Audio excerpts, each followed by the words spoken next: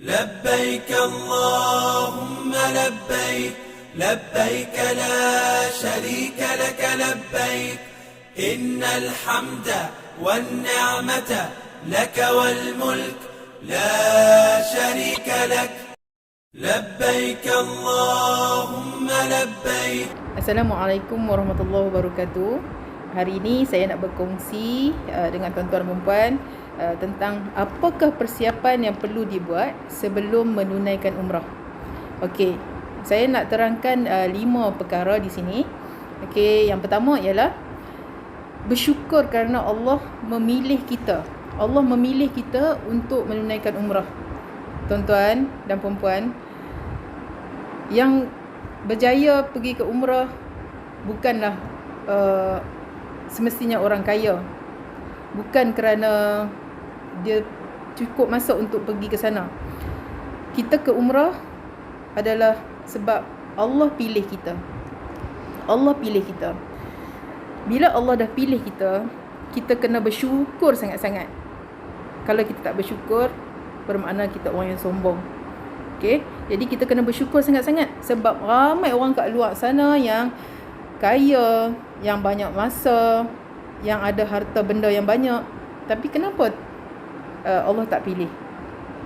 Oleh itu, kita yang terpilih ni perlu bersyukur. Sebab Allah pilih kita untuk bertemu dengan dia di sana. Itu poin yang pertama. Okey, untuk yang kedua, setelah kita diterima dan mendapat perkabaran untuk menunaikan umrah, pastinya kita perlu ada persediaan diri. Bukan senang kita nak ke sana. Jadi kita perlu berazam bahawa kita nak betul-betul berubah. Okay, berazam daripada perangai yang biasa-biasa jadi lebih baik. Sebelum ni kita kurang baik, jadi lebih baik. Kita kena ada keazaman yang macam tu. Sebab kita dah dipilih Allah. Jadi nak bertemu Allah mesti dalam keadaan kita yang baik. Takkan kita nak bawa perangai kita yang tak baik kan? Okey, itu yang kedua. Baik. Poin saya yang ketiga ialah, okey, jadikan umrah ni sebagai turning point dalam hidup kita. Maksud kata, bila kita dah kita berazam, bila kita pergi menunaikan umrah, kita balik tu, kita akan jadi orang yang biasa kita dengar orang balik umrah dah berubah, yang tak menutup aurat dan menutup aurat dengan sempurna, yang jarang-jarang pergi semayang di masjid dah, tak tinggal dah masjid kan, solat 5 waktu pun di masjid. Jadi kita kena ada turning point. Jadikan umrah ni sebagai turning point untuk kita jadikan diri kita yang baru, diri kita yang lebih baik daripada sebelum ni. Baik. Kemudian poin saya yang keempat ialah jadikan masa yang kita nak persediaan kita untuk ke umrah tu, kita sucikan diri kita. Macam mana kita nak buat? Kita kena bertaubat. Kita kena bertaubat, betul-betul taubat. Sekiranya kita sebelum ni dah tentu kita ni banyak dosa, tuan-tuan dan puan.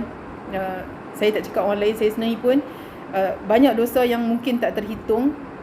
Andai kata orang cakap dosa ni boleh ada meninggalkan bau, nescaya ramailah yang tak berkawan dengan kita sebab bau dosa tu. Tapi Allah ni maha mulia, dia lindung aib kita tu.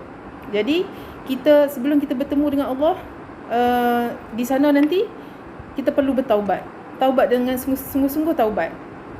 Sebab apa kita kena bertaubat? Sebab kita yang special, yang Allah pilih. Jadi kita kena bertaubat, kita kena suci, bertemu dengan Allah dengan keadaan yang suci. Dan yang terakhir sekali, yang kelima adalah dalami ilmu-ilmu perjalanan ke umrah. Okey, untuk buat yang terbaik dalam umrah kita, untuk jadikan umrah kita umrah yang terbaik dan dapat hasil yang maksimum, apa yang kita perlu buat adalah kita kena mendalami ilmu. Dalami betul-betul ilmu nak ke umrah tu, supaya kita, perjalanan umrah kita menjadi lancar dan kita dapat melakukan dengan tenang. Tuan-tuan dan puan, saya rasa sekadar itu saja yang saya nak share hari ini. Mudah-mudahan 5 poin yang saya sampaikan tadi tu dapat membantu tuan-tuan dan perempuan, sekiranya anda diterima untuk menunaikan umrah, jadi persediaan yang perlu dibuat, buatlah sungguh-sungguh, buatlah kerana Allah, kerana bukan semua orang yang terpilih untuk dapat menunaikan umrah.